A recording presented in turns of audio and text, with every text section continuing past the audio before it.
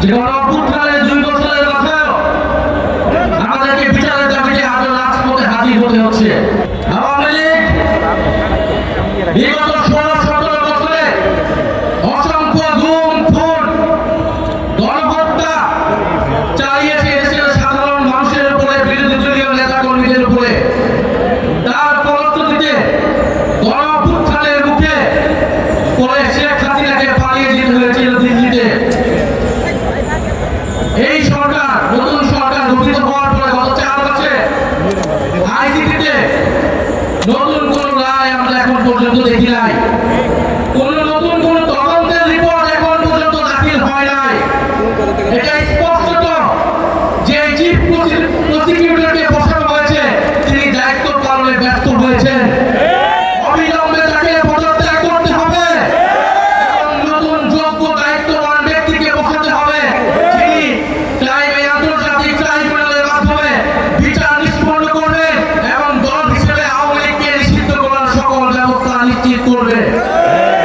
আমরা স্পষ্টভাবে বলতে চাই, গণহত্যার মাধ্যমে আওয়ামী লীগ বিচারের কাঠগড়ায় দাঁড়িয়েছে, আর সংস্কার বাস্তবায়ন না করার ফলে বিএনপি জনগণের কাঠগড়ায় দাঁড় হয়েছে।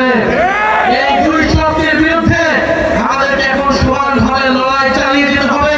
সংস্কার, বিচার এবং বাংলাদেশের সার্বভৌমত্ব রক্ষার জন্য 11 দলীয় ঐক্যের নেতৃত্বে আমাদের এই লড়াই সংসদ এবং সংসদের বাইরে আমরা চালিয়ে যাব।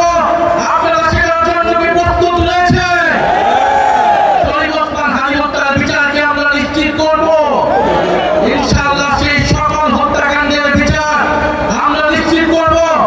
এবং আরেকটি কথা বলে দিতে চাই, আওয়ামী লীগ একটি ফ্যাসিস্ট, গণহত্যাকারী এবং সন্ত্রাসবাদী সংগঠন।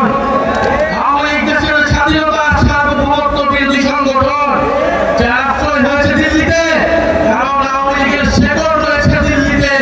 আওয়ামী লীগ একটি ভারতীয় পার্টিতে পরিণত হয়েছে, আগে এটি একটি ভারতীয় পার্টি ছিল। ফলে আওয়ামী লীগের দেশে আসার, আওয়ামী লীগের রাজনীতি করার সুযোগ বাংলাদেশে 5ই আগস্টেই সমাপ্ত হয়েছে। যারা সমঝোতা করছে, যারা নতুন করে স্বপ্ন দেখছে আওয়ামী লীগকে রাজনীতিতে পুনর্বাসিত করার, তাদের পরিণতি আওয়ামী লীগের মতোই হবে। আমরা স্পষ্টভাবে বলতে চাই, আইনমন্ত্রী বিচার করা না করার কারণে তিনি স্পষ্ট ব্যর্থ হয়েছেন। স্বরাষ্ট্রমন্ত্রী নিরাপত্তা দিতে না পারায় তিনি ব্যর্থ হয়েছেন। তথ্যমন্ত্রী তিনি স্পষ্টভাবে ব্যর্থ হয়েছেন। আওয়ামী লীগের সুশীল সমাজকে তিনি মিডিয়া স্পেস দিচ্ছেন। এই সব